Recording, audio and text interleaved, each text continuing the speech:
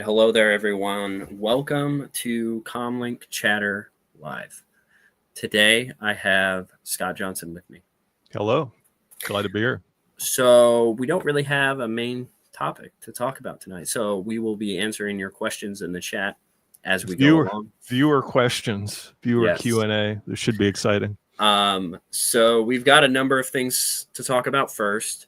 A couple things in the Star Wars world going on. Scott has some things to show us. And then we're just going to have different conversations. We have some criticism right now. We are 32 minutes late. See, we were ready. We just didn't think you guys were ready. I was ready. Brady was delayed. I was sitting here playing some Star Wars Unlimited, clicking away, and Brady waiting for Brady. So yep. That's on him. So what are you reading, Scott? I am reading Han Solo's Revenge by Brian Daley, the second book of the Han Solo trilogy, and it's pretty mid, if you ask me. Okay. I remember that being probably one of the better ones of that trilogy. It's hard to distinguish them because it all kind of meshes together. The first one, Han Solo at Star's End, was pretty good. I think a lot of people just end up reading the comic for that. Yeah. And they get the wrong impression because the coloring's not that great. It's very 70s era, late 70s comic style. Not very interesting. The book is good. It has some pacing problems. But Han Solo's Revenge, so far, the second book, not as good. There's Han and Chewie. They go to this planet. I think it's in the corporate sector where there's this alien race, and Han and one of his friends, one of his smuggling buddies, they run a movie theater ring where they show like boring documentaries on this planet. And there's a race of species native to the planet that get a religious cult following to these boring documentaries that they show. And they charge admission into the theater to show these movies. But what they end up thinking they're doing is giving tribute to their god. And they eventually get ran out when there's some like problem with the way the holo projector works or something, or they had to switch movies because one of the tapes wore out or something. It's very bizarre, but it's like Brian Daley was really searching for ideas there. Huh. It's not your typical like Han Solo adventure that you think. He's really scraping the bottom of the barrel for trying to figure out a money-making scheme. Okay, interesting. Are you? Is that the only book that you're reading? Currently, yes. All right. I've been reading. I've actually been reading the Republic comics, specifically the Clone Wars issues. I have the Dark Horse complete. Well, it's actually not a complete collection. I'm missing one of them, but it is these ones, the Clone Wars trades, the classics. Yeah. Yeah, and so they, of course, have the old timeline about how the timeline of events work. That's why I've been sending you questions. And so it's actually been a really fun time reading them. I'm like, whoa, I forgot Star Wars can be this good. So I've been reading that, and then I've also been reading Darth Maul Shadow Collective, which is the it's kind of an adaptation of Clone Wars episodes, specifically the last few Darth Maul episodes in the Clone Wars. I wanted to learn more about the Mandalorian, like the Civil War and different things. And so that touches a little bit there because I've got my main stuff that I know, like Jango Fett open seasons and that different stuff. Yeah, the Mandalorian Wars, that's a weak spot for me. That's like the Old Republic. It's something I'm not too familiar with, mostly because they changed it up so many times around the Clone Wars era, because you had Karen Travis's stuff with the Republic Commando.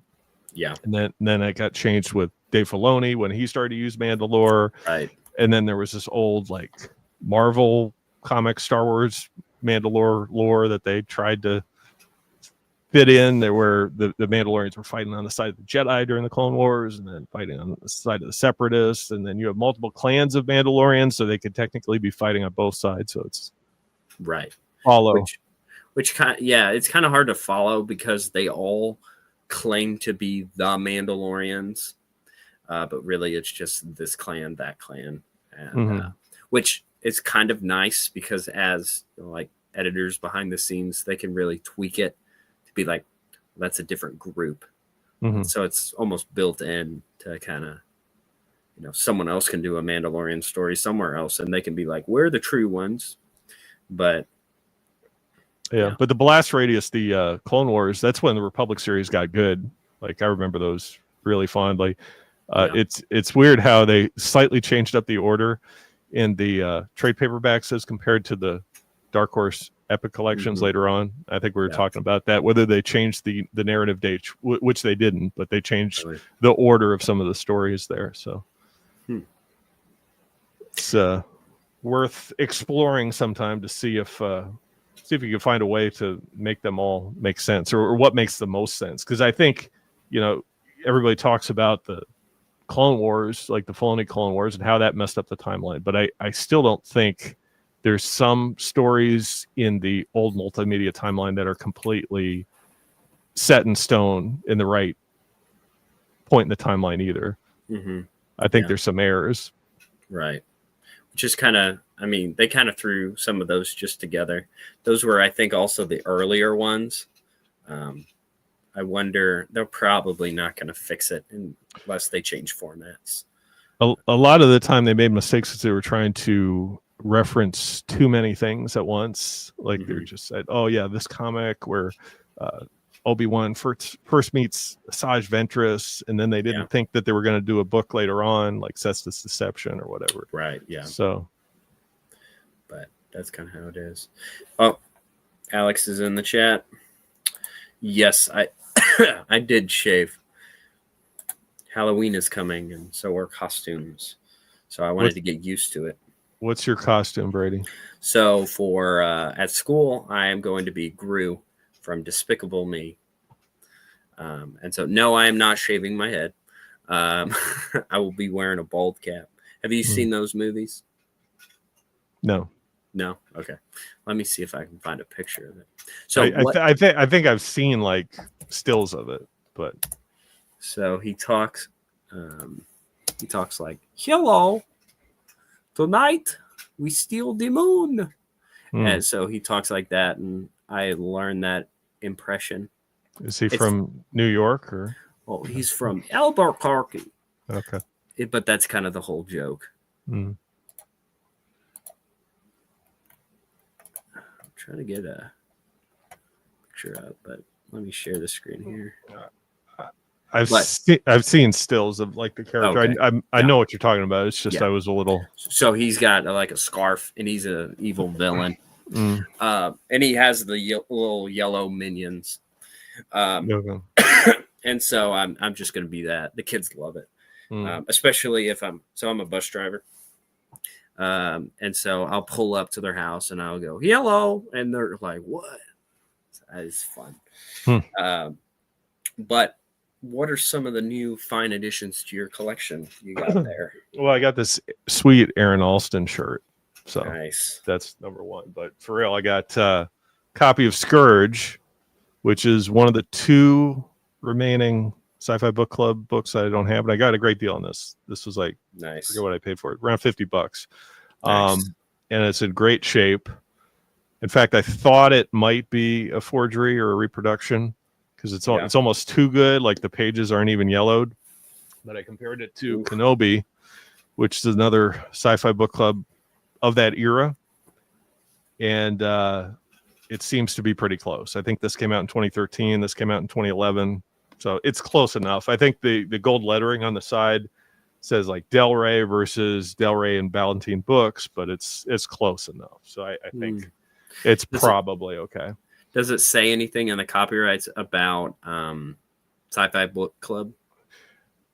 It doesn't, but it has the typical flaps that you would see. Has this thing about Jeff Grubb, who I mean, his picture is hilarious. I don't know if you see this. It's probably a crazy glare, but he, he's just trolling us with that picture there. Oh yeah. You have the number in the corner. Okay. Here, let me blow that up for you. Yeah. So that should be a legitimate number. Okay. 1354-669. If anyone has that number, enter reproduction. Let me know. Yep. And the other thing is, I got these from Inkstone Press. This is Yoda Dark Rendezvous. These are numbered to 275. You get a bookmark as well. This is number 381, signed by Sean Stewart there in purple ink. It's very nice. The only criticism I have of this is the pages are too green for me. They kind of look like slime. Doesn't show up well on camera. Like that camera color doesn't do it justice. They're more of a slime colored in real life. So it's like you're flipping through it and you're like, is there something on the pages? But no. Yikes. The way they're colored. And then this is Knight Errant. So this is the only hardcover version so far. It's a mediocre book, but I wanted it in hardcover. Got blue. It's not as crazy a color there, but this is nice, and it's signed by John Jackson Miller, 381 as well.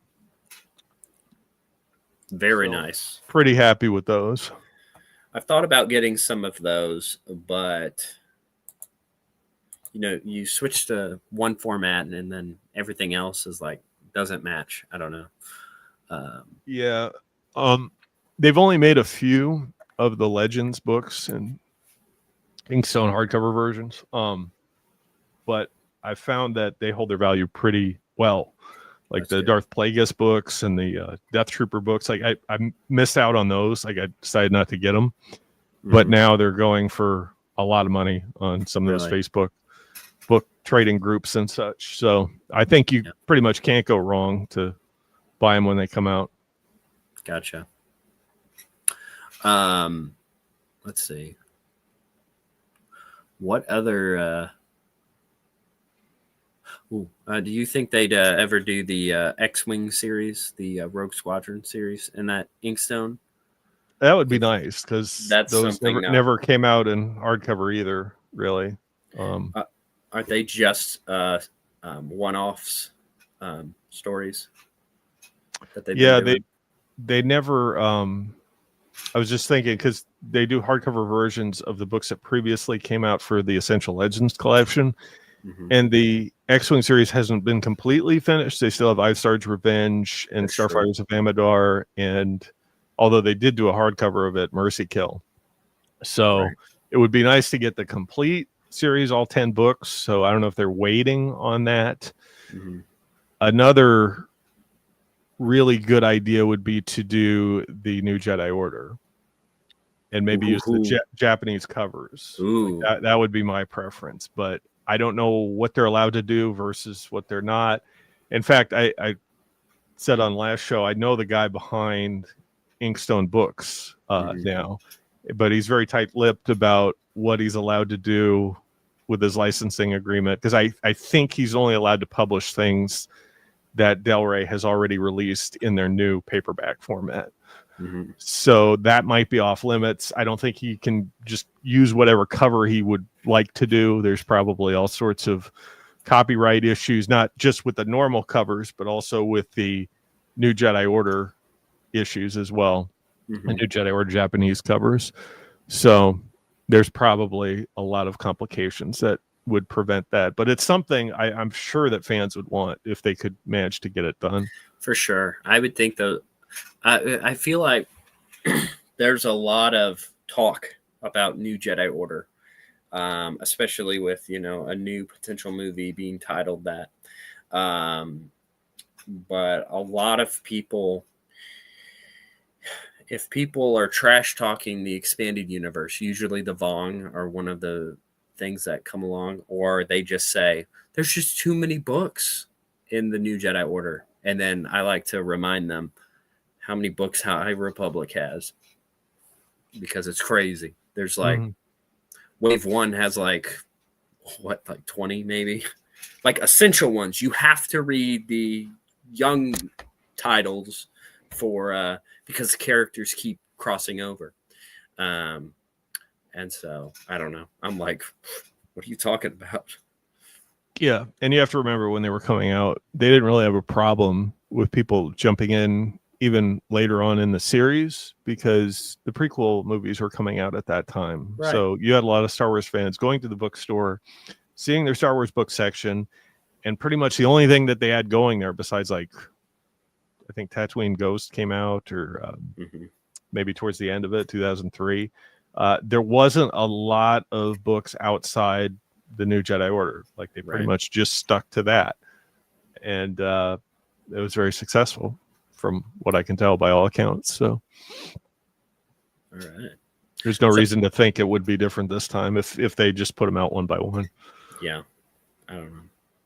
It'd be cool if they did another of like where they would combine some of them, like some of the trilogies or the duologies, because I think there's a few of those. Yeah, and even when you think about it now, you look at your Star Wars book section at your bookstore now, there's not all the New Jedi Order books there. In fact, there might be none because they're sort of scaling back the mass market books. So that might be the only way to get them. And if that's the case, you would have to print them because that's one of your premier series as Star Wars Del Rey, you know, as a book series, as having the license. So I don't know why they wouldn't decide on doing it. It would just make a lot of sense to me. I feel like whenever they're pushed up against the wall and they've reprinted everything else, they'll do it. Save the best for last. What do you think they'll be more likely to do? The Callista trilogy or New Jedi Order? Which one will come first? I would think New Jedi Order would make the most sense. Like they haven't even done the Jedi Academy trilogy, which you pretty much need to read that first to understand the Callista trilogy. I would think that'd be nice in hardcover too. Yeah, they did do those. Even in the Legends banner reproductions, they had the 3-in-1 Jedi Academy trilogy with the slipcase and the 3 paperbacks inside of them. Yeah. In fact, Kevin J. Anderson on his website still has some of those for sale signed, which that's a great deal if you can get them, because sometimes you'll see the slipcase books in the store, but oftentimes they'll have them like off to the side. It's not always with the rest of the Star Wars books, so you may not notice them, or it may be hard to find sometimes. I know I got mine off Amazon, but then I found out. Oh, go ahead. But then I found out like Kevin J. Anderson has them for sale signed on his website. I was just like, yeah, I'll get that instead. Yeah, I got mine. I think it. Oh no. I was in Memphis and I went to a used bookstore and I found the Sci-Fi Book Club 3-in-1, the hardcover. I found one of those, and then I think I have some paperbacks, but I found them at used bookstores around in the wild.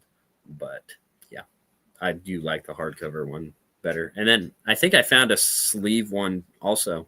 I got it in a bulk of books. There was like all of New Jedi Order, like a bunch of the New Republic novels, and then they were in like brand new condition. Like the person probably didn't even read them, or maybe they read them once. But they had Shatterpoint as a hardcover, and I think that would be that was kind of expensive at the time. And I was like, oh, $20 for Shatterpoint hardcover, and then a few cover price, right? Yeah. And then a few other ones. And then I was like, oh, they have all of New Jedi Order. They have the Bounty Hunter Wars. They have all kinds of stuff here. But they had the slipcase that you're talking about. I don't know if it was signed or not. I'll have to check. But yeah. Yeah. He'll either sign the slipcase if you ask him to, or he'll sign the books, or both. So yeah. All right. So I was looking through my collection, specifically the Legacy 2 Epic Collection. Ooh. And then I realized I don't know if you have this one. I don't. I have the single issues. Gotcha. The 4 what they call it, trade paperbacks. So they renamed this. You know how it's Legacy 2, but in the table of contents, I don't know if that'll show up, but they name it just Legacy. Yeah. And they continue the numbers after, I guess it's issue 50 of the first Legacy? No, they start over at 1 again. That's weird. That's really weird. So either they just forgot the 2 or they were just like, that's probably what happened.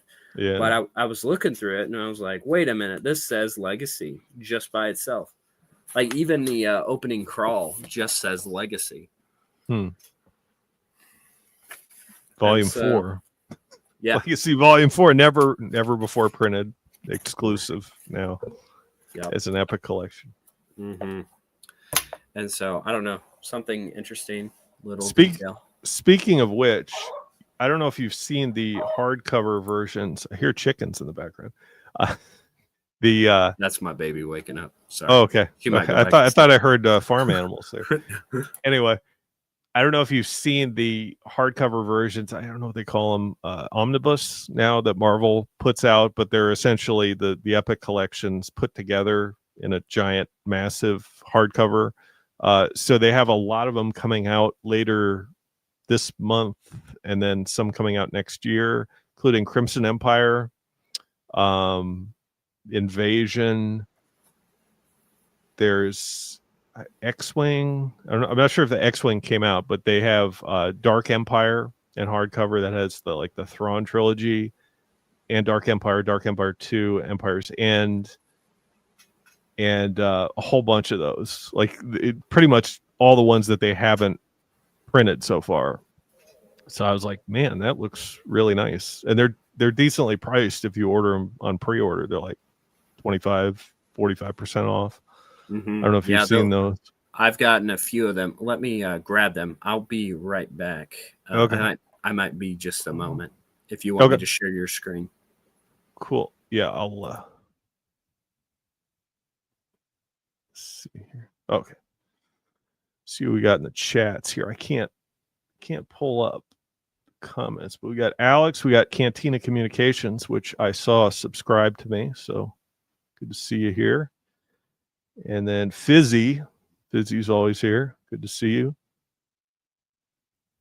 What are you guys reading? See, Cantina Conversation says omnibus are good, but so expensive. I get them on an e-reader. I really like the hardcover format.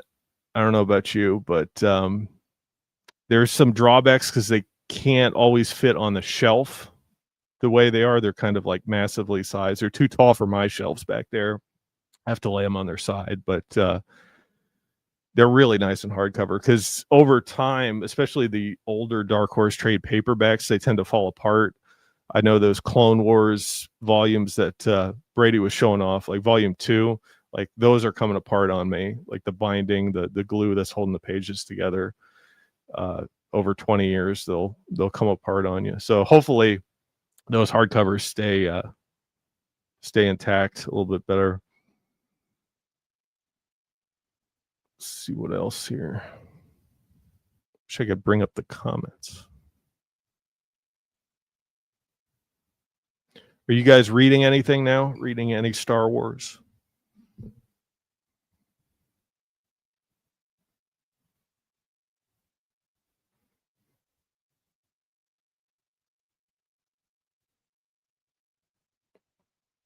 People in the Facebook groups were going crazy, wanting particular numbers for the Inkstone books.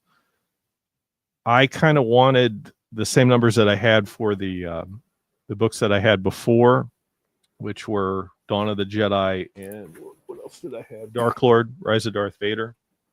So I was able to get close to the numbers for those, but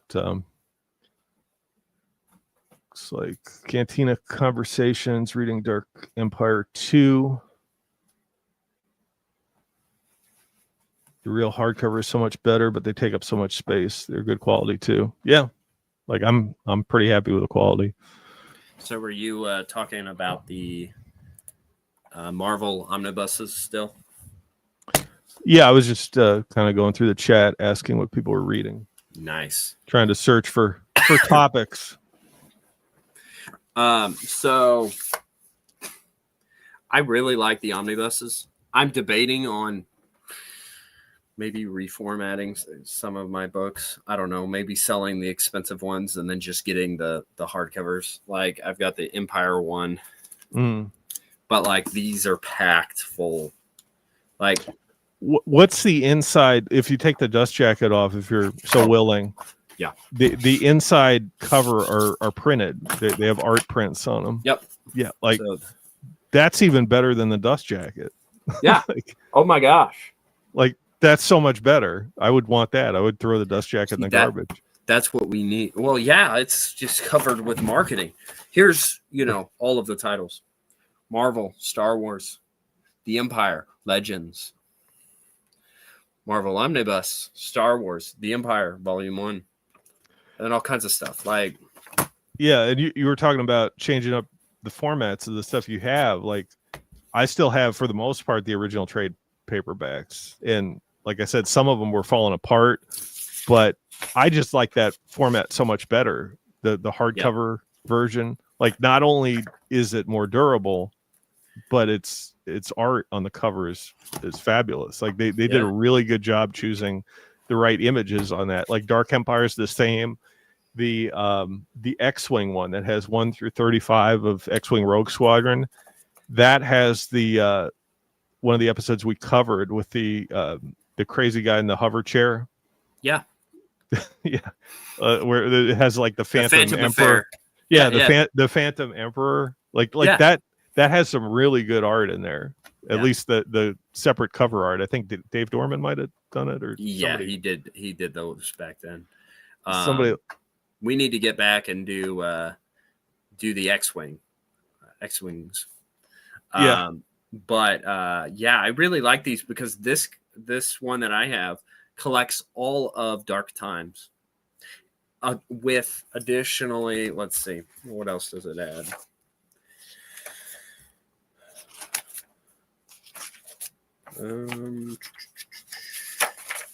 So it has, Dark Times, all.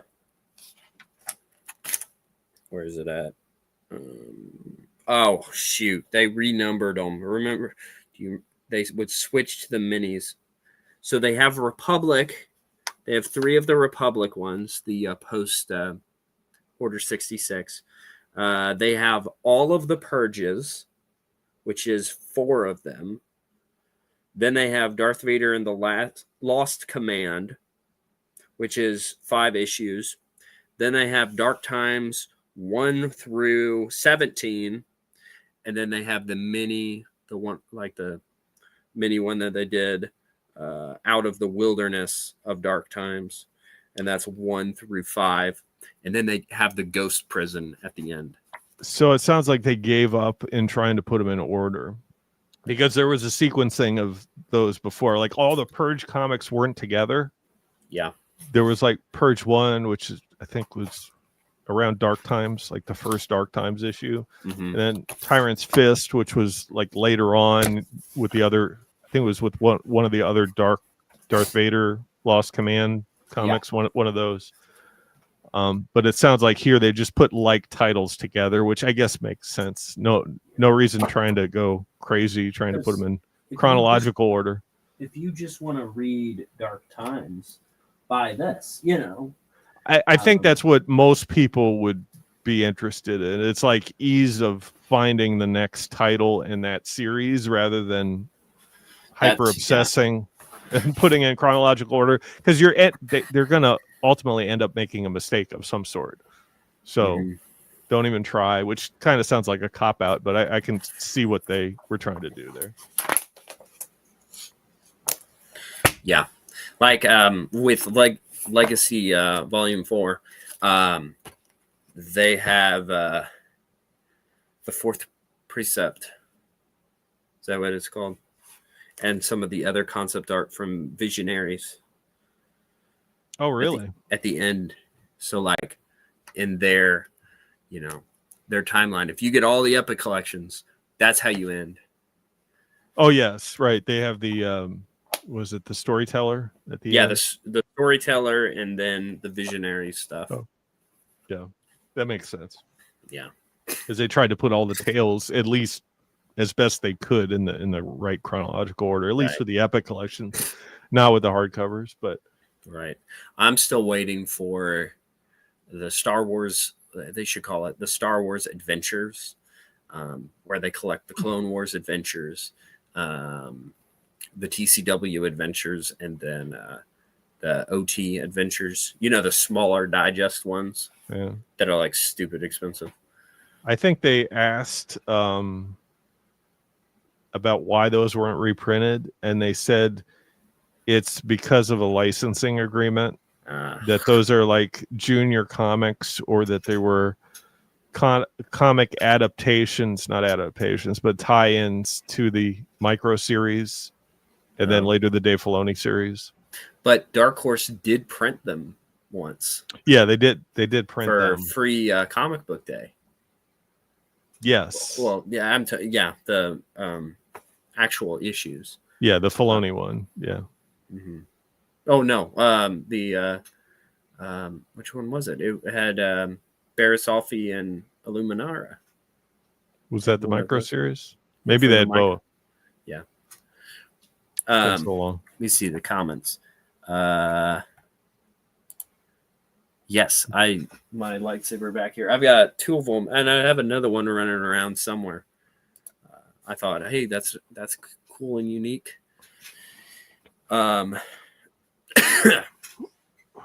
What would your wish list be of reprints for them to reprint in whatever format you want? I'd like hardcover X-Wing books. I know people have done their own bootleg copies of those with the art on the pages, the sprayed edges that have like some X-Wing effect or whatever the heck. But I'd like official ones. And then, I mean, I have the Sci-Fi Book Club New Jedi Order books, but I'd like the Japanese covers in some format, even if it's paperback. And then, trying to think what else. I think like the adventure journals would be cool. If I had my choice, like I'd have them reprint all of the West End Games books. Yeah, I'd be doing that, against my collecting value because I have them all already. But I think since Fantasy Flight did that 30th anniversary of the Star Wars source book and the original Star Wars core rule book. Yeah, and they just there shouldn't be any reason why they can't reprint some of that other stuff. It's just they probably don't realize there's a demand for it. Now there are bootleg copies online if you know where to look. Right. But if they printed them, I think they'd still sell because RPG players, they want something in front of them. Like they're not really into printing out a whole bunch of pages and just doing the role-playing guides. They like having the book in front of them. So I think that would be successful. And really, that's some of the best material when it comes to Star Wars RPGs. It's much better than the Fantasy Flight stuff now. I know they're revamping their role-playing system, and they have something on the horizon that's going to come out either next year or the following year. I've seen some interviews on the Star Wars RPG channels on YouTube where they interview some of the people behind it. So you got to be careful not to shoot yourself in the foot with their new stuff coming out. But reprinting some of that old stuff, to me, is just free money. Right, yeah. I'm sure that would sell. Like, I don't see why it wouldn't. It's so great. You have Matt Wilkins doing the reviews on them now, and people seem interested. And some people are just finding out about that stuff for the first time, like the Tristan Pecora stuff. has so much extra information Mm-hmm. about what happens afterwards. Like the gap between what happens at Bakura, between the end of Truce of Bakura and then New Jedi Order. I guess they go back to Bakura for a short time in the Corellian trilogy, or they have contact with them at least. But all that stuff on how they go into the Cyruvi star clusters, like the rebels send attack forces in there and wipe out some of the other the Cyruvi people before they attack the galaxy. Like, that's interesting to me. Yeah. Nice. I would probably say, you know, I feel like most of the wish lists that we have, aside from yours, I feel like they can completely do that. But a lot of the issues is having the rights to do it. So, like, you know, anyone could say they want hardcovers of, you know, the young readers books or the young adult books, you know, Young Jedi Knights, Junior Jedi Knights, Galaxy of Fear, the you know, Jedi Academy. But something I would like is for them to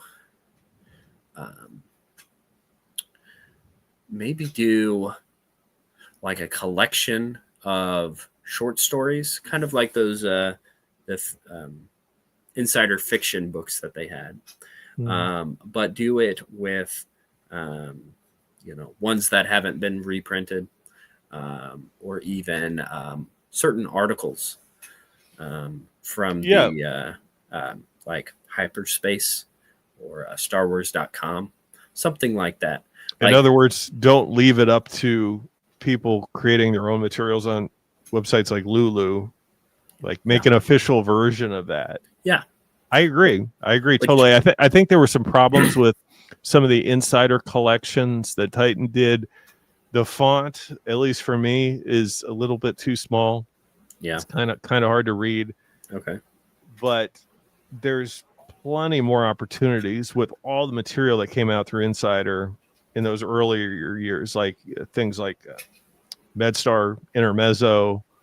There was tie-in books to, or tie-in short stories to a lot of the books there. Some of them were reprinted in the paperback versions of the Del Rey novels, but not all of them. And some of them had artwork, like what was the Tatooine Ghost one? A Forest Apart was like an ebook, but it would be nice to have a physical version. And I think there was a one where Han and Leia go out on their honeymoon. Forget what that was called. They go to like Rathaway or one of those vacation worlds. I don't know if I've read that one.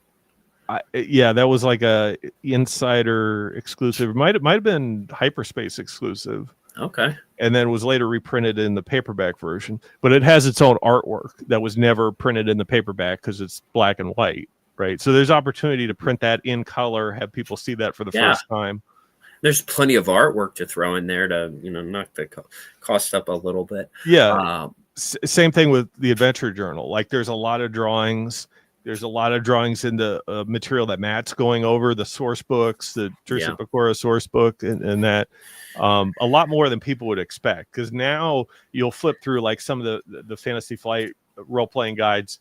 There's color versions of like photoshopped things that are they'll take a still from the movies or one of the TV shows or something, and then embellish it a little bit and make it look like it's something from a role-playing adventure.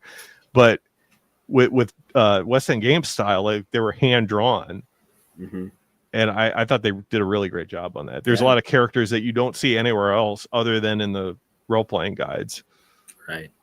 A lot of people might say, well, they've moved on from Legends and the expanded universe and stuff, so they really wouldn't do that.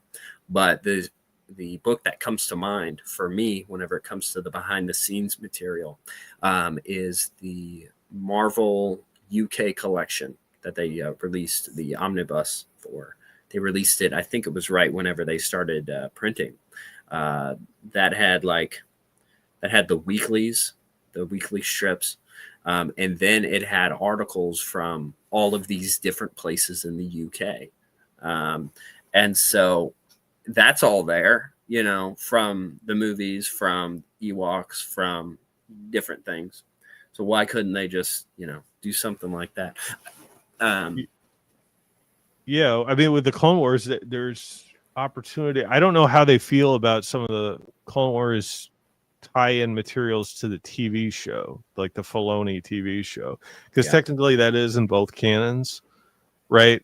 But there's a whole lot of like even young reader books. You were talking about the fact that they don't always reprint the young reader books, or it's hard to do that, right?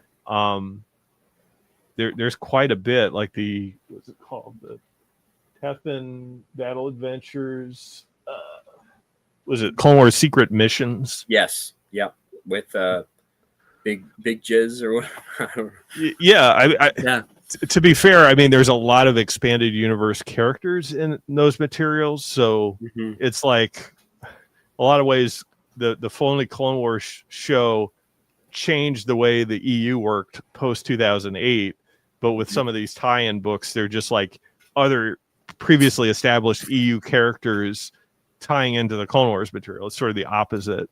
But I would think fans of the show in general, regardless about how they feel about the old expanded universe, whether it's, you know, a thing or not, they would like it simply for the fact that it is associated with the TV show. Right. Do you think any of the adult novels will be reprinted in the Essential Legends collection?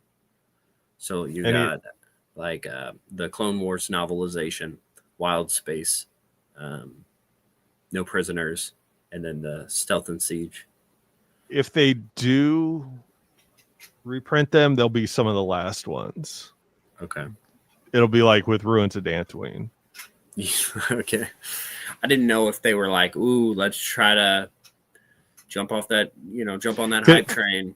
Because technically they're not the same format. They never came out in mass market format like some of the other books did. They already came out in that weird the new size, like it's a bigger sized paperback basically.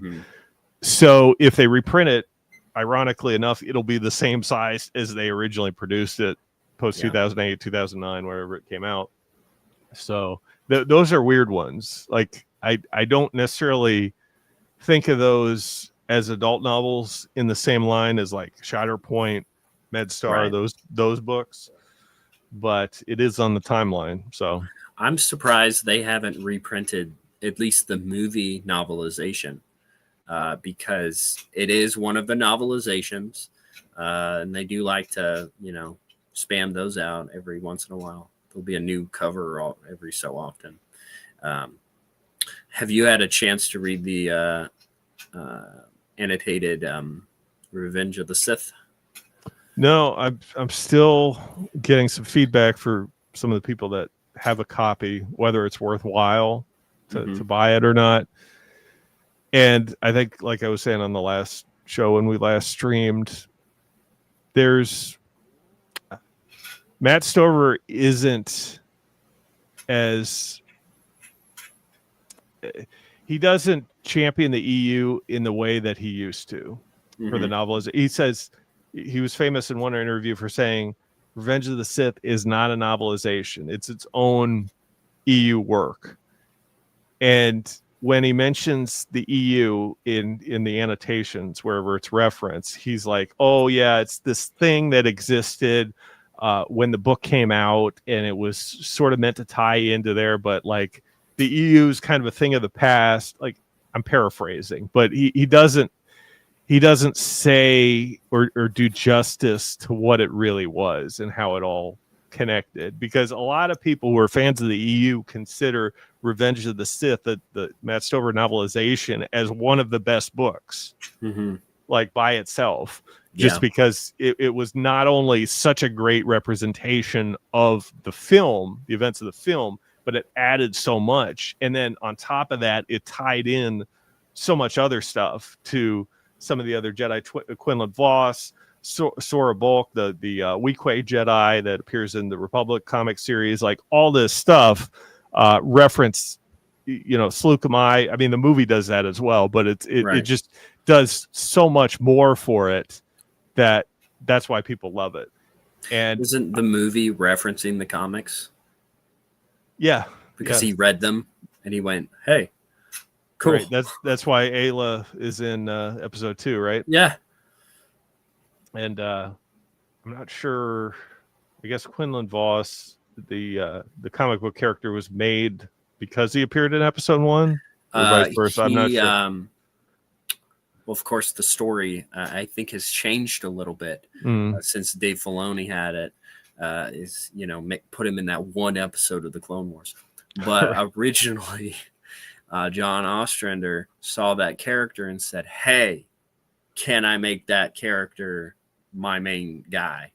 And he got the yes, and then he did that. George liked it and probably, put that on Dave Filoni's desk, or Dave Filoni, who has admitted to reading the Clone Wars multimedia project and other things, which that's based on the continuity of his episodes. You would never think that, because he doesn't really act like it. Now there are some references, like he references it a few times. Especially now, this isn't from him, but the Clone Wars digests, the smaller ones, they'll tie it together. They'll say, "Oh, this is, a couple of months after that." Like there's an Ayla Secura comic, and she references Master Thorm, Quinlan Voss, that whole stuff that happens in that now condensed 3 months. And so I'm reading it so I can try to try to make sense of it. I don't know. But that's hard to do, because Master Thorm dies in Slukamai. Is that right? No. Siege at Slukamai? Or does he die before that? He doesn't die at all, I don't think. Really? He dies in the new canon in Dark Disciple. So you might, or at least I think he runs off with what's her name? Quinlan's girlfriend. Oh, Kathleen. And wife, Kathleen. Yeah. Runs off with Kathleen to help while she Busy's got it right. I'm thinking of Oppo Rancisis. Yeah. Yes. Yeah, he dies. But I just read that one. That's the one actually I jumped into because I wanted to learn about the clones that he deals with there. And then I was like, "Hey, this is pretty good. Let me go and read." And so I went back and reading through it. That would be a real headache to go through those digest comics. I can't even imagine. That's something I didn't even try to reconcile, because there's, like you said, there's references to the old stuff throughout that just make it all the more difficult to try to pin down where this stuff takes place. Do they have narrative bubbles on when they're supposed to take place, like 15 months after Geonosis or whatever? I haven't read the digests. It was actually the Siege of Seleucami that I read. And then I was like, Republic is great. Let me go and reread it and kind of get because they say that the gap is in between, what is it? It's after, what's it called? Obsession. Yeah. Because Obsession takes place before Siege of Seleucami, or at least in this new way that they have it. And so really those are like 2 years apart, Obsession and the Siege of Seleucami. And so that's where the Clone Wars takes place, the TV show. And so I haven't figured out just yet, but I want to read up to that and be like, all right, let's see how this works. And then maybe watch the Clone Wars movie and be like, that's a total different feel. But there are little references, like what is the So Anakin is the apprentice of Ki-Adi-Mundi, while Obi-Wan is captured by Ventrance. He has a Jedi Starfighter. It's not his blue one because that gets destroyed in the micro series. It's not his yellow one because they didn't have that until TCW. So he has this red one. And I was like, okay. He just has a red one. And then I remembered in TCW, he has a red one for, I think it's in the movie. It gets blown up and then he gets his yellow one. And I was like, whoa, is that supposed to be? I mean, it's probably just a little thing, but I don't know. Yeah. Yeah. And then he appears late in the Boba Fett series. There's a battle on Exagaba or something where there's like a starfighter battle, and then he tries to kill Asajj, or Asajj tries to kill him or something. And it's referenced that he's still an apprentice.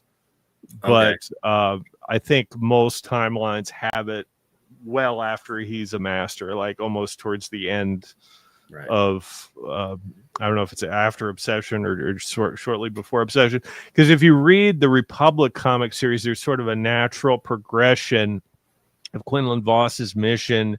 He gets pursued by Ventress and that Viking-looking guy, which I can never remember his name, Score. Yeah. And that all leads up to the Dreadnoughts of Rendeli. Yeah. And then at the end of Dreadnoughts of Rendeli, that's when Anakin chokes Asajj and she like falls into the lower levels of Coruscant. She's presumed dead, but she comes back in Obsession where she's in this tank that Dooku's keeping her alive.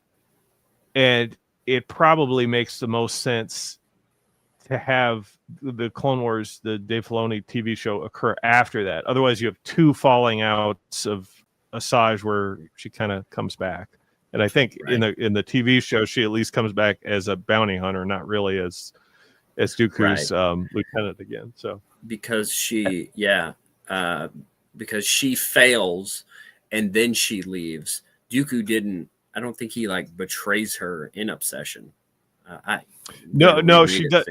She does. He has his like Magna Guard shooter, which apparently they have rifles or something. Yeah. I just thought they had those sticks where they wheeled around, but I guess that's just Dave Filoni. Before that, yeah, here in the comics they have like sniper rifles where they actually shoot her, and she's presumed dead because she gets cut by.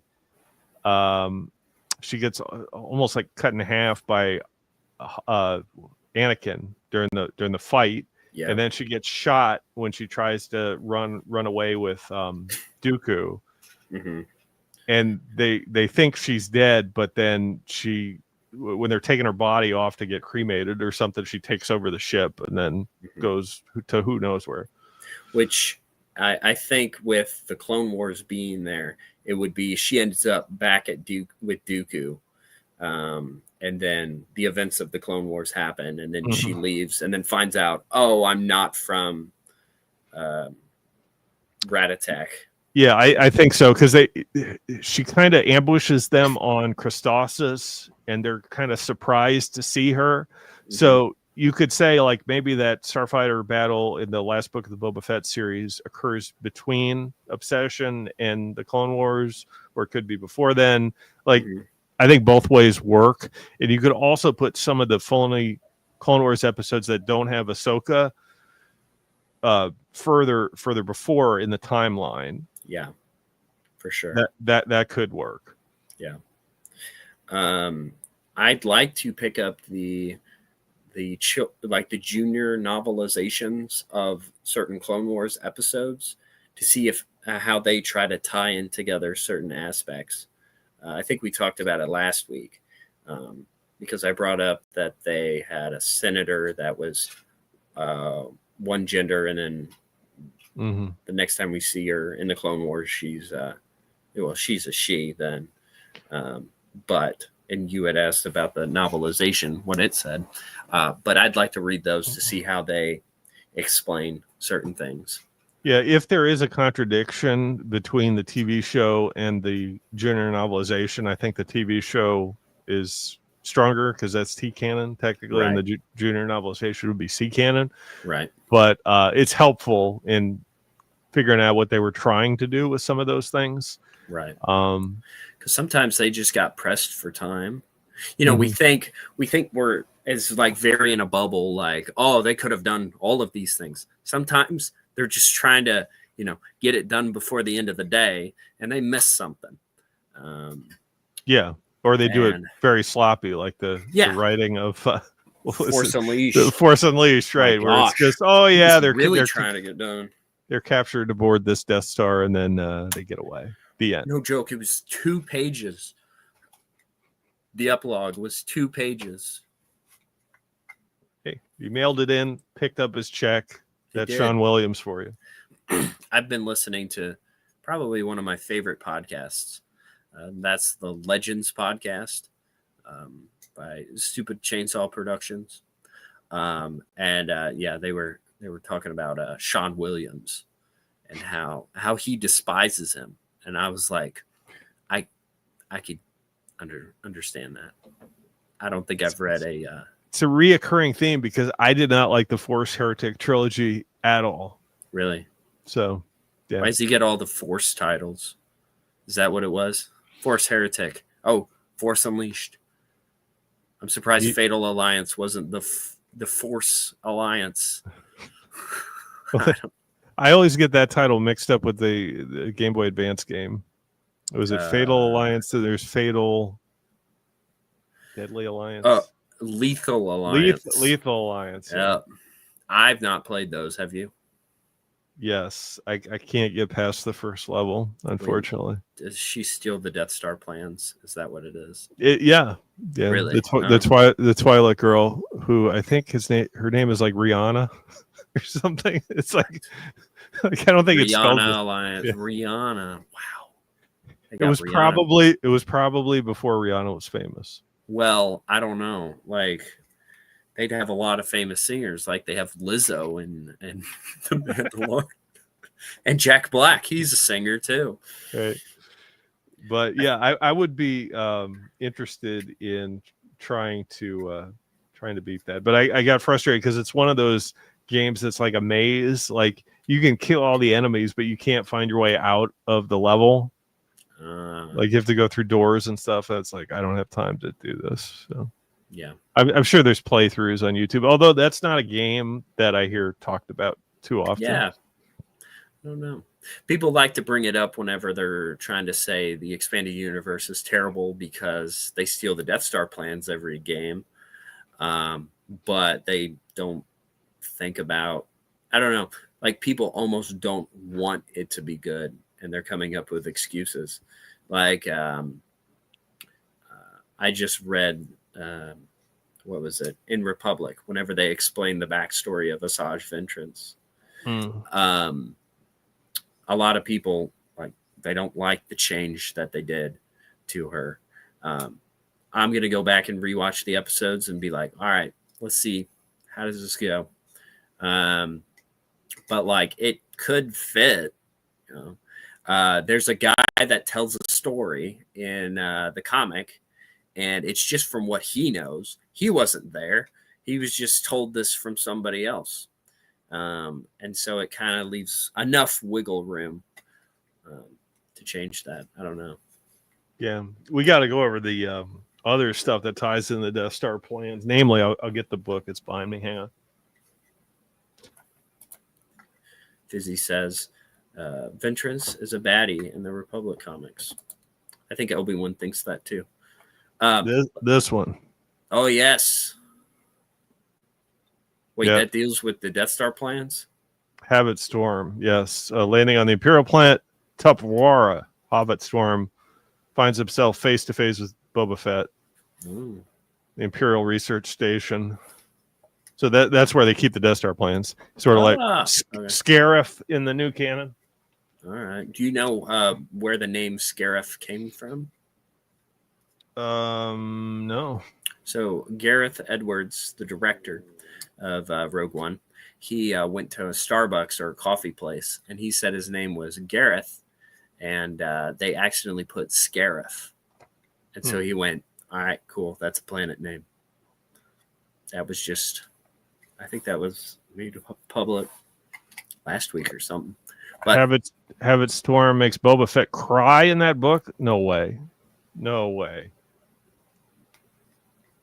Oh yeah, I think there's some ending where it says like, yeah, you can tell your friends you beat Boba Fett, made him cry. He cries. That's funny. Said Ventress is a baddie in the Republic comics. I think she's at least a believable villain in Yoda Dark Rendezvous. Like that's the last time she has any credibility as a regular villain that might cause trouble. She kills Master Ironhand. Once Grievous showed up, he kind of got all the. Yeah, he stole the spotlight, and then he looks like a wimp in Dave Filoni's. Well, because you had to have the best named character ever, Savage Opress, as the cool new guy until he got beat and Darth Maul's back. That's true. That's true. But we got a question here in the chat. Let's see where to go. Okay. Fellows, did you think Skeleton Crew? What did you think of Skeleton Crew? Have you seen Skeleton Crew yet? Brady has. I haven't. I have. I enjoyed it, and in my headcanon, it fits in the EU. Like, there's no big contradiction. It references a lot of EU stuff. Crimson Jack, his favorite character. My favorite character. Now, he wasn't properly represented. But I think it was just a code name, and it wasn't the real one. Even in canon, it wasn't the real one.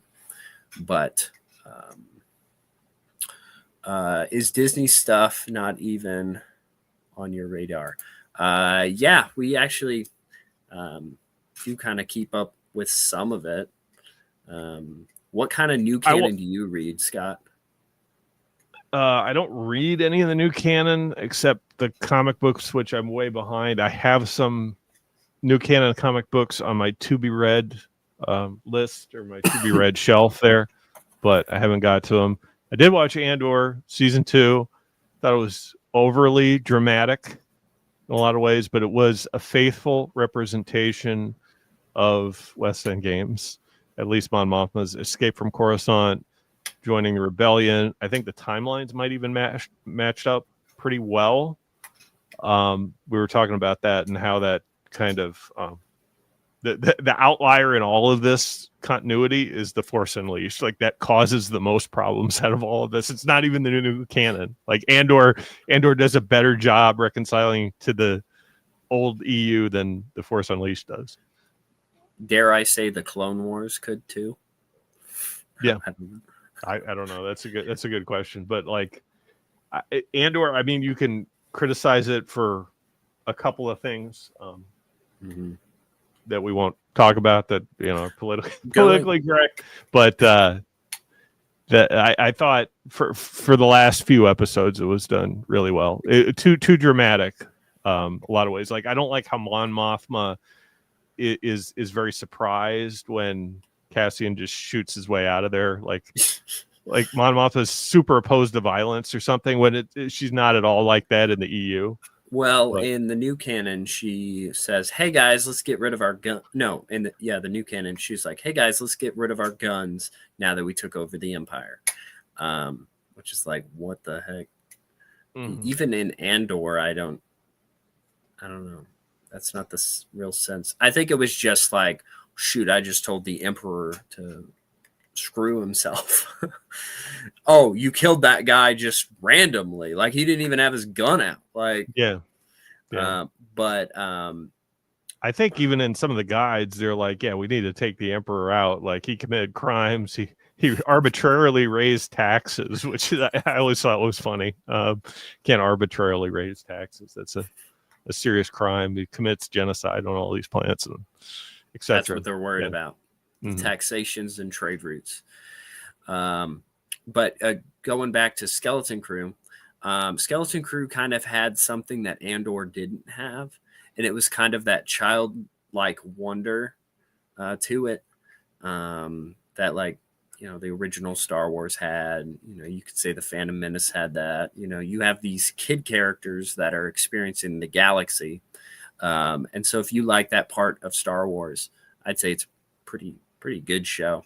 There's probably not going to be a season 2. I feel like it came out, people like rage baited a little bit about it, and then they don't talk about it anymore. But I'd say it's pretty solid. They kept saying Goonies in space, but that sounds like the coolest concept. Like, I enjoy Goonies. I don't know how that's an insult, but yeah. For the new canon, I keep up with some of the comics. Occasionally I'll watch some of the shows like Skeleton Crew, or I know it's not new canon. Like, it's not the story group canon, which I might dub it the Campfire canon, because apparently Dave Filoni considers all Star Wars as just campfire stories. So we should coin that. So I like the Star Wars Visions. There's going to be a new novel, which I'm kind of excited for, mainly because of the concept of novels that have nothing to do with the Campfire canon. Well, your favorite material is now the fan-produced anime stories that are AI generated and have a mix of new canon and old, right? Yes, those are my favorite. Yeah. This is my favorite thing to torture you guys with. But there, I think his name, what is it? Is it Jar Jar Jargon? Something like that. He's making, yes, Fizzy knows what I'm talking about. He's making the new Jedi Order. It is a anime adaptation of at least Vector Prime. He released a trailer about it. Honestly, I enjoyed it a lot better than his other works, because he started adapting after the Empire, and he completely changed the villain. He turned the villain from Jorah Sabaoth into Mace Windu. Mace Windu, because he's a clone of Mace Windu.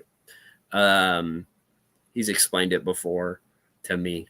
He was like, "Oh, I wanted it to connect better." It's like, there's other ways of doing it. It's racist. Yeah.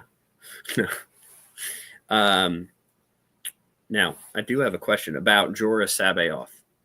Do they ever explain why he was cloned? To be the guardian of the mountain.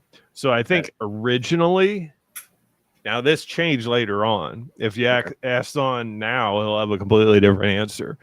But the way the lore was around the time of the Thrawn trilogy and like into the Bantam era, it was pretty much established that the clone of Jorah Sabaoth killed the original one and like took over his position as guardian of the mountain. Now, whether the original one was killed in the Purge or just turned to the dark side and then was given responsibility for Mount Tantus and being the guardian of the mountain or whatever, and then there was this clone later on that the Emperor created, probably to hunt down the Jedi or something, but he never became an Inquisitor.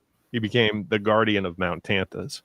So the original Sabaoth was killed by the clone of him. Is that what you're saying? So or the original guardian of the temple. The original Sabaoth now I believe was killed in Outbound Flight. Yes, he was choking Thrawn, and then he blew him up. But it wasn't, I don't think it was established that he was killed during the Outbound Flight accident way back when, because they said it never even made it outside of our galaxy or whatever, which I guess technically it didn't, even when the novel came out in 2008 or 2006 or whenever it was. Yeah. And now you had Thrawn intercepting it and killing him there. So that the clone had to be created somewhere after that or before, right, with his DNA. Yeah. But what was interesting about that one is like he kind of went crazy. He kind of went stir crazy on the ship, and they had to like lock him down because he kept trying to capture the Jedi kids that were on the ship and like turn them to the dark side or something. That was kind of wild. So like Joris turned crazy as a regular guy. Yeah, as a regular guy, which I thought was the ironic part about Outbound Flight when it came out, is like, oh man, this guy's just as crazy as his clone is. Right. Which now does the craziness of Force sensitive Jedi or Sith or whatever, does that come a lot from like their connection to the Force and like maybe the midichlorians or something? Is that because I mean, like there's the clone of Starkiller, there's the multiple clones of Starkiller that all go insane, and then there's that one that probably will go insane. Yeah, and then and right, that's true. They're kind of mindless. They're kind of mindless zombies. Yeah. So the Sabaoth clone is the only one with like any sense of intelligence at all. Mm-hmm. The clone Luke doesn't say anything really. I think he shrieks an attack or something in one of the in the novelization, but he doesn't say anything besides that. He doesn't have any lines or anything. And then same thing with the Starkiller clones. Mm-hmm. They're just kind of zombie characters that come at you. Right. Camino or wherever, I forget where that level took place. Which there is the one apprentice, the Dark Apprentice, which he was at the alternate ending, which honestly probably would have worked if they knew that they weren't going to make 3. They should have just had that. The Ultimate Sith edition, that one? No, the for 2, when so he's about to kill Vader. You choose to kill Vader. He's about to kill him, and then the Dark Apprentice, which is the like perfected clone of Starkiller, shows up, kills the clone that you've been playing as, force pushes Ram Koda off of the landing platform because he does survive. He shows up in like one of the Battlefront games, but Gotcha. with other Jedi clones. But like that would have worked. Yeah, because in the end, you still end up with a Starkiller clone, and it actually works out even better because Vader's free at the end, right? Yeah, and you don't have to resolve that. Juno's dead. Ram Koda is wounded, gets thrown off something again, and then you might have Starkiller clone, but and the real up. I don't know. The real epic part of the second Force Unleashed was trying to find out if the Starkiller one was the clone or somehow his consciousness through the Force embodied in this new Starkiller one, because it's pretty obvious he died in the Death Star explosion or the end of the escape. So I don't know. Right back. See who else is in the chat here. We got Fizzy, Jar Jar Jargon. There's Disney reboot stuff in the new Jedi Order trailer. Yeah, I think BB-8's in that, where was it Nominor? He's on one of those planets, Carfedian or Ramamul, where he destroys all the droids, and there's a pile of droid parts, and he's standing there in the rubble. I think BB-8 is in there. There's a whole lot of Easter eggs that I think they put in those anime trailers. The other thing I wasn't clear about is he trying to make a continuing series of this? Is this just a teaser trailer for what's going to be a larger project? At least if he does, I would hope he does Vector Prime at least. New Jedi Order, all 19 books would be kind of hard to do. New Republic Troopers as well. So is it the new canon version of New Republic Troopers? Are they different than the EU New Republic Troopers? I don't know the difference there. I probably haven't seen anything in the new canon that depicts the New Republic Troopers.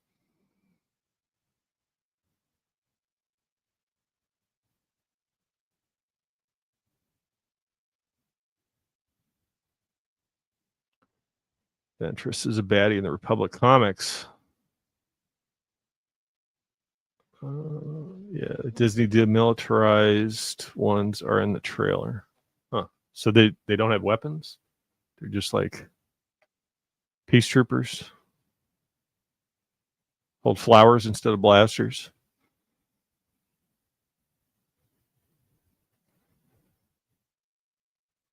So Fizzy, have you read this Jedi Dawn recently?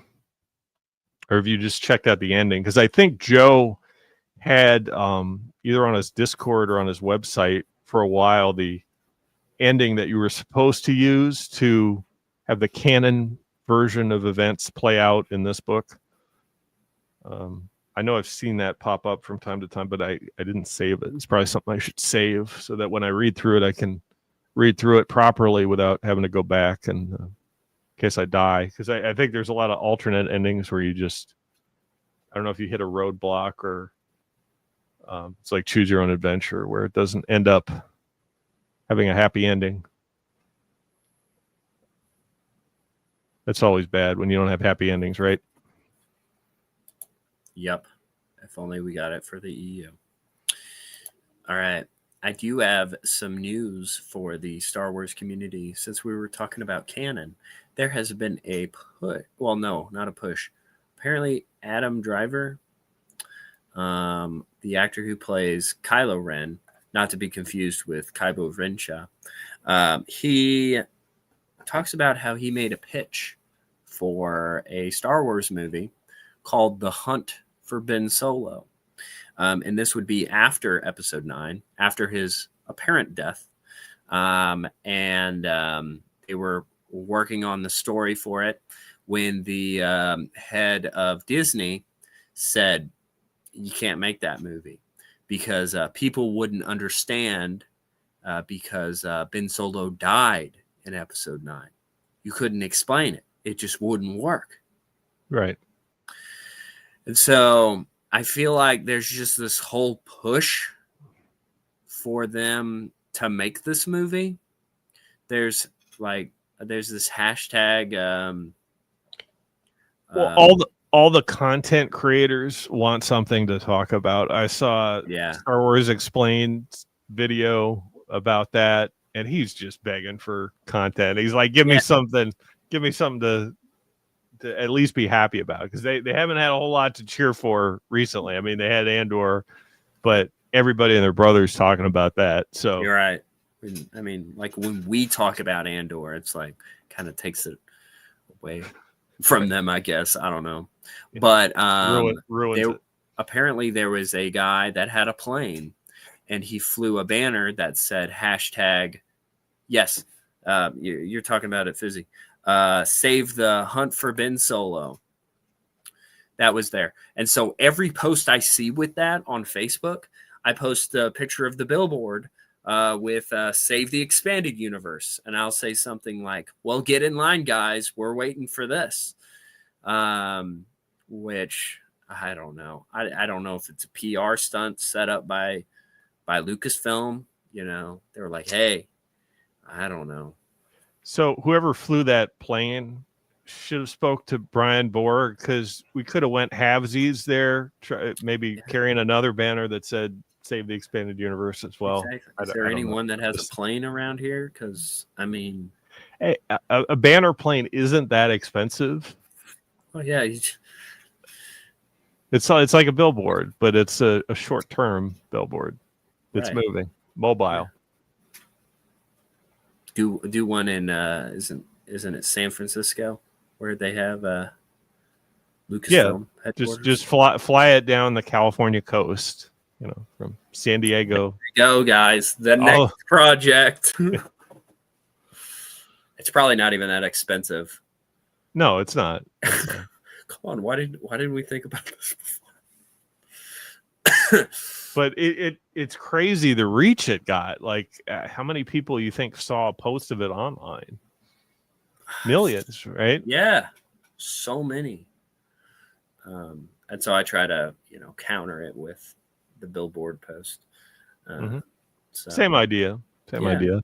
So I can, trust me, I can understand the new canon Star Wars fans' frustration in having their continuity kind of fizzle and die and not end up going anywhere. Like, there's no real plan for the future. They have all these like projects that they showed at Celebration, and then they have movies being canceled left and right. Yeah.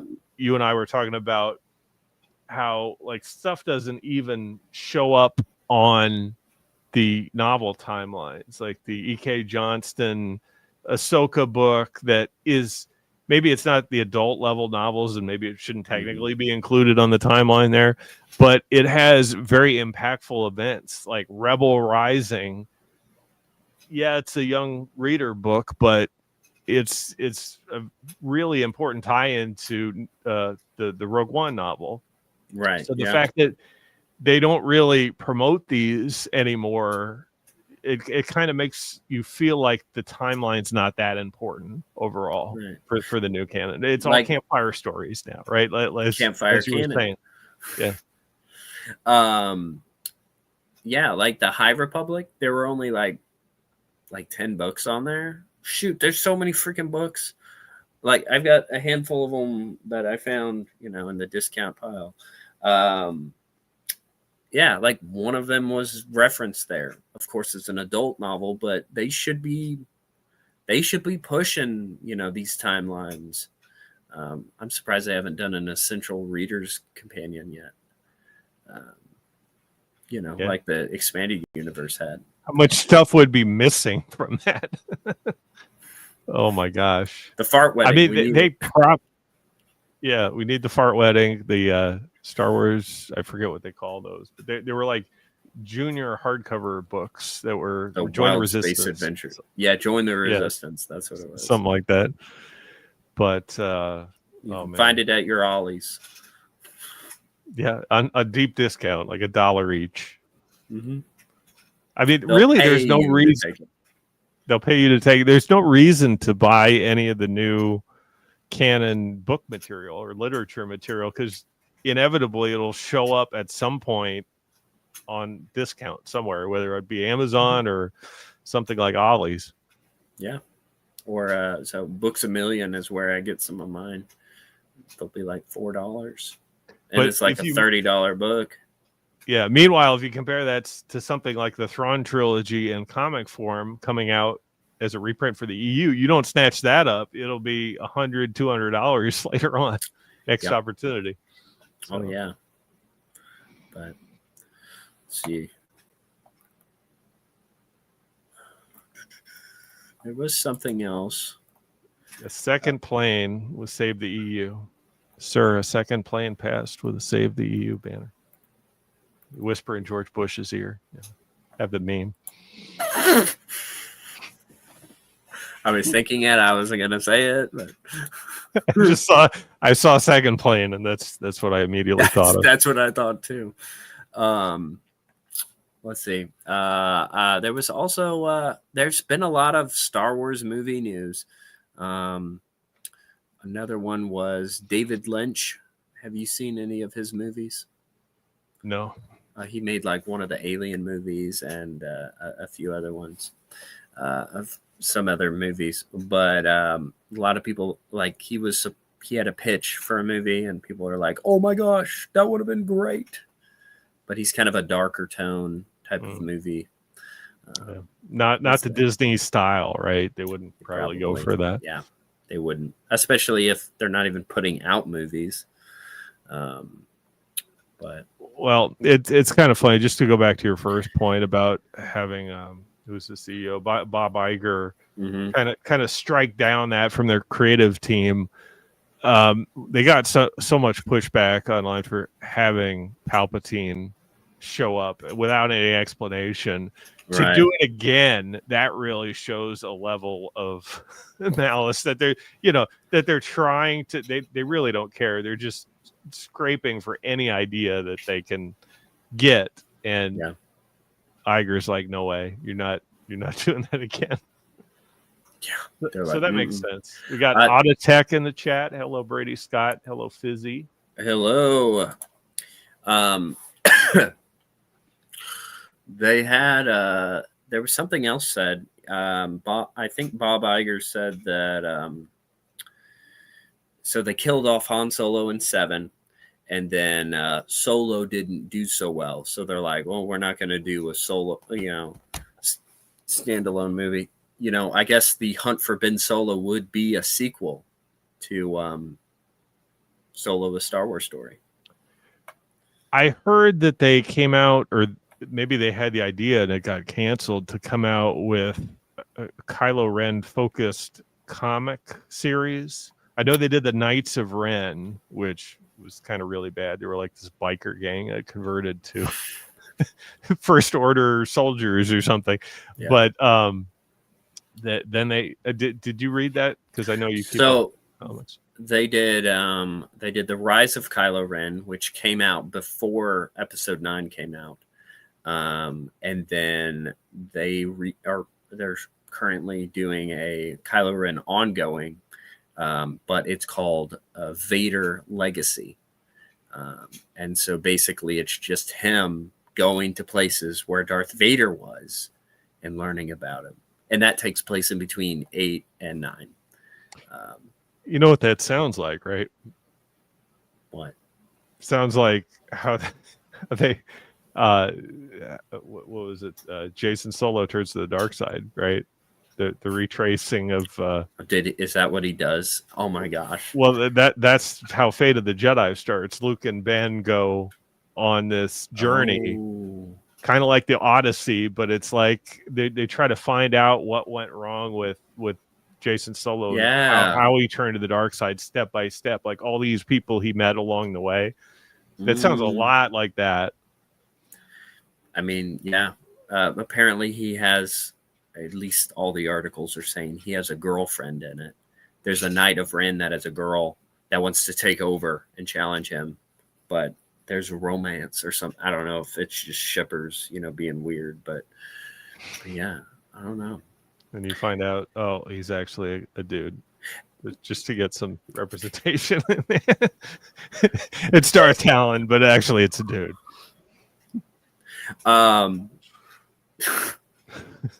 But so yeah, it's kind of weird. Okay, so you have Vader Legacy, which follows Kylo Ren after Episode 8, leading to Episode 9, and then you have this new Star Wars book called Star Wars Legacy.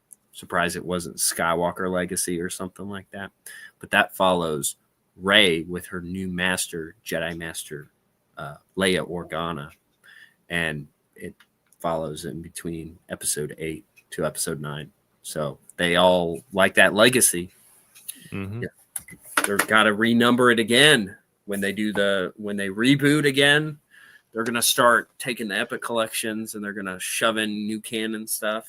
They won't care. Campfire canon. The only other alternative title would come to mind is like Fate of Vader or Fate of Kylo Ren. Yeah, or just the shadow of something. Mm-hmm. I don't know. I feel like that is used a lot. Fizzy says Ben Solo's girlfriend's a redhead, just like his aunt from the other canon, from the other dimension. Oh my gosh. Bringing back Kylo Ren is so dumb. The sequels had way too many fake out deaths. How many fake out deaths did they have? Well, you had Darth Maul. You had Ahsoka many times. Yeah. Right. I was just thinking in the sequels, though. But yeah. There's Darth Maul. I think wasn't Darth Maul twice. Yeah. That's just, at the end of Rise of, was it? What's the last movie? Rise of Skywalker. So Rey dies, but then Ben saves her, and then Ben dies. So it's like a back and forth, like, no, you die. No, you die. Chewbacca. I almost started laughing in the theater because she goes to force it back, but then she shoots lightning and then he blows up, and I almost died laughing. I would have gone, no way. That's true. I thought they were going for like maybe this is a way to somehow reconcile Vector Prime. Maybe it was not Chewbacca. It was just a dream. It didn't really happen. They did C-3PO because they erased his memory. And they made it all as though he was dying. Then R2 was like, just kidding. Here's your memory. You don't remember the past couple of days.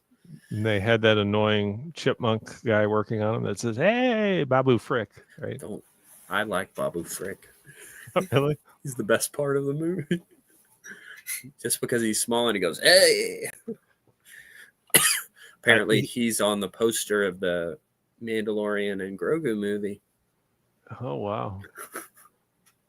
He seems too pleasant a character to be involved with like illegal droid repurposing, like putting the Sith language in. Yeah. I would expect a Hutt or maybe a Gamorrean, maybe somebody. They gotta sell toys. A little bit tougher. So there's that fake out. They fall into that sinking sand or whatever, and like you think, oh no, are they all dead? But they were just fine underneath. Because that's how gravity works. Leia in The Last Jedi, fake out death. She flies back. I thought, oh, okay, they killed her off. Luke, fake out death. Kylo Ren runs through him, and then he dies anyway. Yep, you could use this to just explain how bad the sequel trilogy is. It was a ghost. It was Ben Solo wasn't even there, because TIE fighters don't have working hyper drives, except for that one for some reason. But just say it was a ghost, or a projection, like. But let's see, what else we got. Akbar died off screen. Too bad Akbar's wasn't a fake out. Yeah, come on. Akbar's the GOAT. My little sibling is a fan of the idea because they have the word. Oh, a redhead too. Yeah.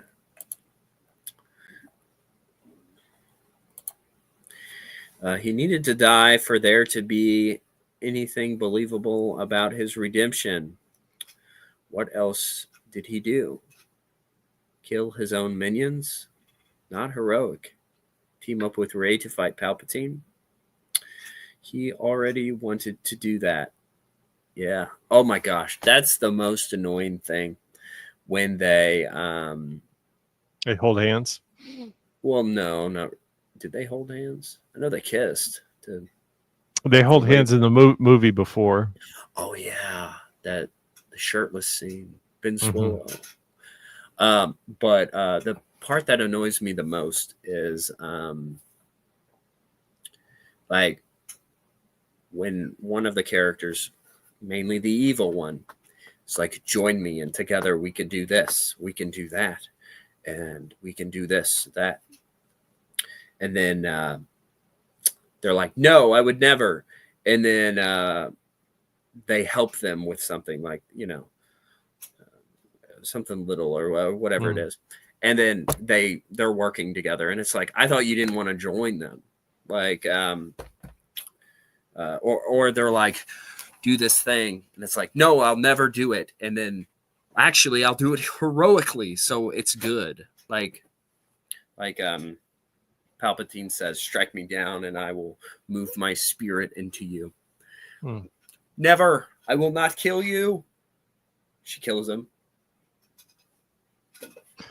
Or like the Imperatos brand guy, the guy that kills, or I guess Han actually kills Palpatine, but spirit gets inside of him, and then he's like, I'm just gonna take Palpatine's spirit with me, and I'm just gonna die anyway.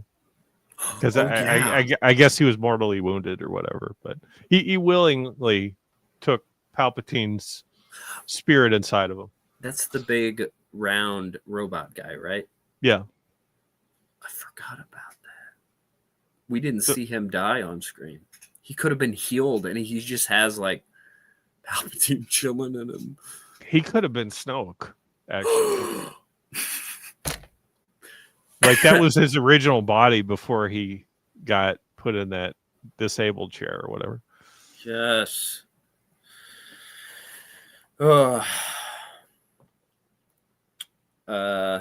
That's my Snoke's theory for your Snoke theory for Star Wars theory there. I came up with a good one the other day. I don't know. Everyone was Snoke back in the day. The stormtrooper that bumped his head in the Death Star was Snoke. Yep. Darth Vader was, because he had a cut on his head, just like Snoke had a cut on his head. Mm-hmm. What was it? What was my theory? I don't know. Snoke's kind of weird because in like the Rise of Kylo Ren, Snoke's just a dude. And he's just like he's just chilling on this planet. Kylo Ren shows up. He's like, "Yeah, I just killed all the Jedi," except he didn't. And they're like, they hunt him down throughout the comics, and like that's kind of his like turn to the dark side. He has to kill his friends. And I was like, this is weird because I'm used to EU Luke's temple and stuff, but like there were Jedi alive, and Luke's just crying on the floor. Like it's like, dude, get up. This happened before. Like Dal has attacked your Jedi Academy a billion times. Like you should be used to it by now, right? His nephew kills 2 kids. Like, I mean, it's terrible. Yes. Yeah. But Gantoris got turned into dust. He didn't shed a tear. He didn't shed a single tear. I'm also reading I, Jedi. I have the audiobook for that. So whenever I mow grass. So I was listening to the audiobook as well, just to see the quality. And like, I forgot how Corran talks about his wife too much. Like he's a little too obsessed with his wife. Like, I don't know. It's like anybody he talks to, he's like, yeah, my wife's missing. I guess he makes sense because his wife's missing. Scott, what would you do? But it's like he makes it. It's never about him. You know, it's like always about, oh, I got to find Mirax. It's a little. He's a good husband. I know. Maybe when you're a husband, you'll only talk about your wife on. Maybe that's why I'm not married. But I feel like I don't shut up about my wife at work. Like something will happen, and I was like, "Yeah, my wife and I talked about that." It's I don't know. Like if it was the opposite, if it was a wife talking about her husband, okay. But it's like, well, my wife, this, that, and the other. It's like, oh, okay, buddy. I really like the chapter where he's like, my wife's gone. Was I even married? I was like, geez, like he was like drugged up or something. Like, yeah, he kind of goes semi crazy. He does. And then he's like, he goes to Tycho and he's like, help. And then I always forget that Tycho and Winter are married. Allegedly. Mm-hmm. Whack bar. I'm full subscriber. But good to hear. Yeah. But anytime anytime he's like, oh yes, Winter and I, this and this, and then I'm like, never know, my friend. Where's she at? Where's Winter at? Helping Akbar. No. Yeah, he's like going nuts to them, and I think he just left that because he went to talk to Han, he talked to Leia, and then I don't know what. He talked to Luke, right?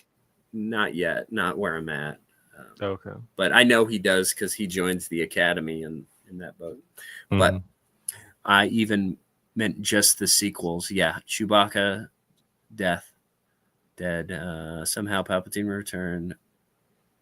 Oh yeah, there was the Poe fake out death.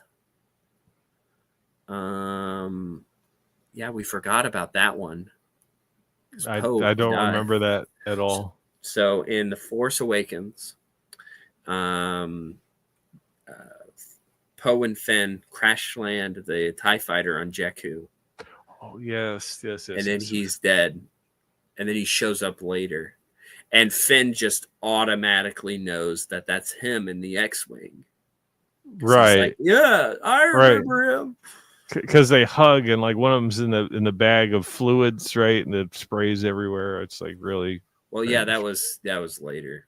That was in The Last Jedi. Okay. They all kind of blend together.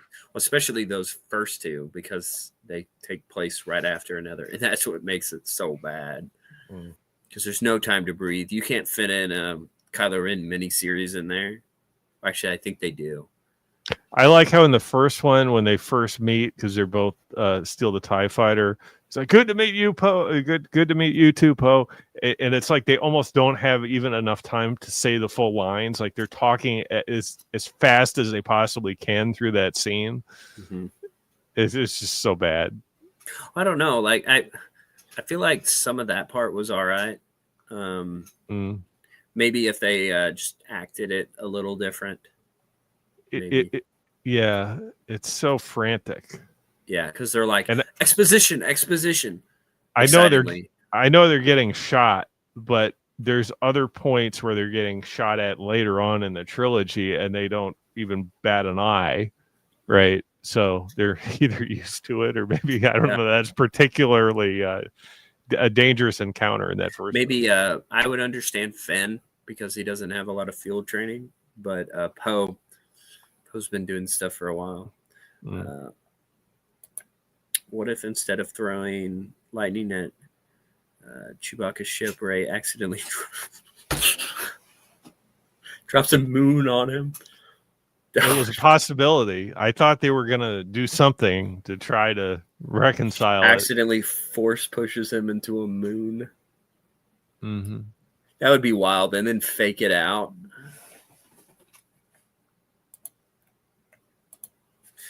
Fake out deaths, revivals, and Disney Star Wars as another Tuesday for these characters. Just like how New Yorkers don't care about what happens around them. Just another Tuesday. Okay. From what I've heard, that's true because they would do scenes of Spider-Man in Spider-Man movies. They would do it in New York, or they would do car explosions, and they're like, oh, good. We've got regular pedestrians here. They'll look at it. We'll get some shots of them. They didn't care about the explosions. They just went, I got to get to work. Like, it's crazy. Going about their business. Yeah. Right? Just like Ben Kenobi would say. So the Mandalorian movie is just going to be like watching all episodes of Mandalorian season at once for a 2-hour runtime. Probably. I hope it's good. Gina Carano in it? Probably no. All the good characters are either dead in there, written off, or died in real life. That's a shame. Yes, Leia. I wonder if we'll get Tamara Morrison coming back as a 60-year-old. Playing what is he, 30? 40? Is he 40 and would he be I don't know. When is The Mandalorian supposed to take place? Like 5 years after Endor. Well, if he was created 22 BBY, he was 6 or 8. Maybe he was 8. Maybe he was 10. I don't know. 22 BBY 4. Yeah, he's over 40.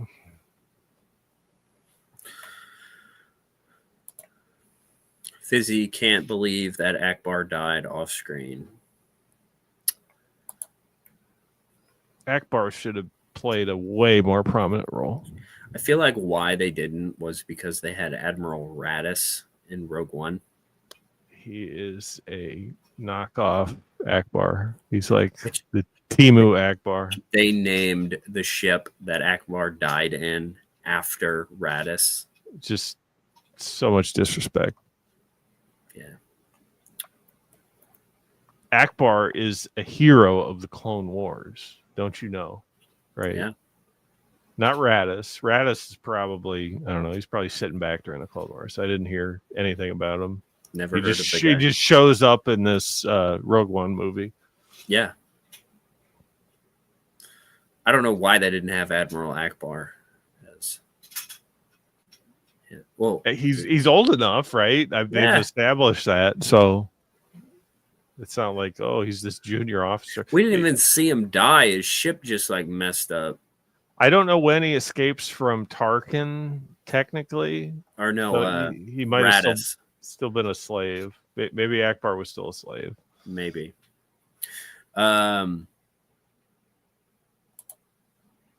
Yes, the Leia fake out was kind of disrespectful. Seeing, well, her actual death is disrespectful, because she does the same thing that Luke did in episode 8. She overdoses by using the Force, and she her actual death was caused because of her passed with drugs. So yeah, Mark Hamill had a whole rant about him dying. He was like, apparently you could overdose on the Force. Obi-Wan should have said, hey, use the Force in moderation. Like those metachlorians, man, they'll catch up to you. Yeah, like, ooh, take it easy, man. And then yeah, they have her overdose. Dorsk 81, or was it Dorsk 82 or Dorsk? Yeah, it was Dorsk 81 also overdosed on the Force. Really? Yeah, in Darksaber.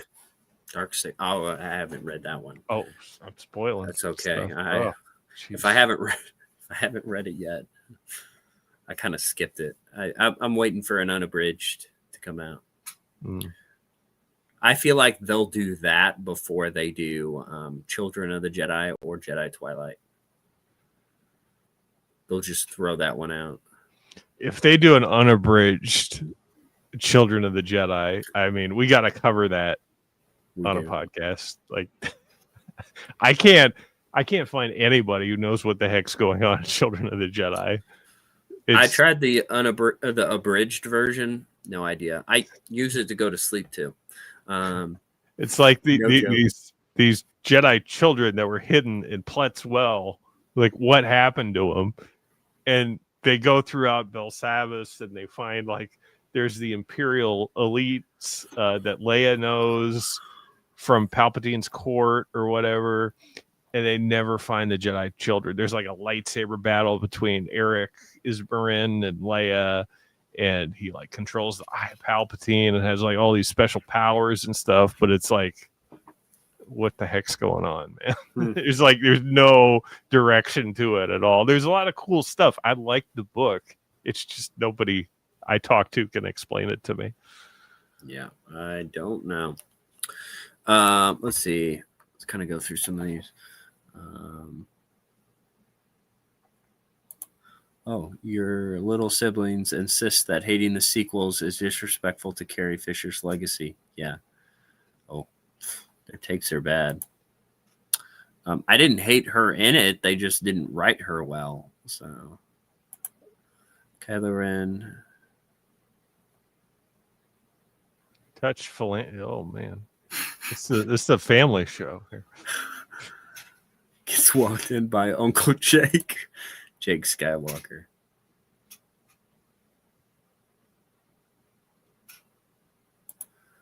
Oh. I was trying to find your channel the other day. Not the other day. Actually, it was today. I think I texted. I was like, who's that guy that does the comic dubs? I didn't know who you were asking about, because there's a lot of people. Guy. There's a lot of people that do comic dubs. This guy's great, though. This guy's one of the best. Because I want to get my... sometimes I'll just put stuff on the TV while we're all just sitting in there in the living room. And I kind of want to just like put one of these up. get my family invested. I got a D in biology, Fizzy. I definitely wasn't paying attention. Oh, Chronal, the guy from the Black Hole. Is that Lord Chronal? Interesting. Yeah, black hole. Yeah, that would make sense. But yeah. All right, we're gonna finish up some of these. I'm gonna skip some of these because I've got to. We're gonna wrap this up.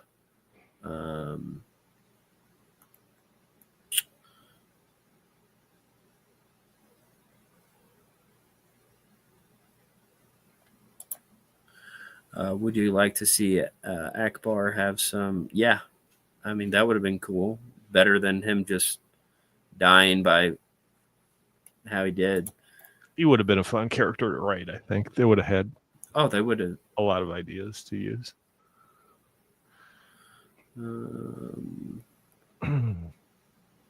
But yeah, if you guys have anything that we missed and you have any questions, I'm going to make a post so we can do maybe some Q&A another time or other things. But thank you so much for watching, guys. Scott, thank you for joining and having this conversations and all this talk. Is there anything you want to say before we end it? No, I think that's it. Thanks for having me on. All right. Thank you, everybody. Have a wonderful night.